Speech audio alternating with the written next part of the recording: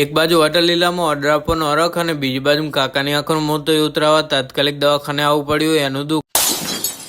Hotel લીલામાં order આપવાનો છે તો હવારમાં એટીકેટી થઈ ગયો તો પ્લાન્ટે આવીને ચાની ચુસ્કી મારીને આહા પરમ આનંદ મળ્યો. બધાએ સ્વેટર અને મફલર પહેરી લીધું. બધી ઠંડી આમના ઉપર જ પડતી હોય એમ. વાત તો સહી હે.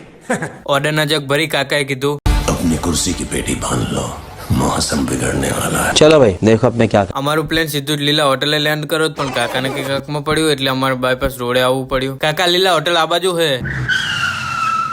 સોરી આવડી મોટી હોટલ ના દેખાણી તાત્કાલિક દવાખાના ભેગા થઈ જાજો ને કે મને હમે યમરાજ દેખાય હે. અરે બાપ રે.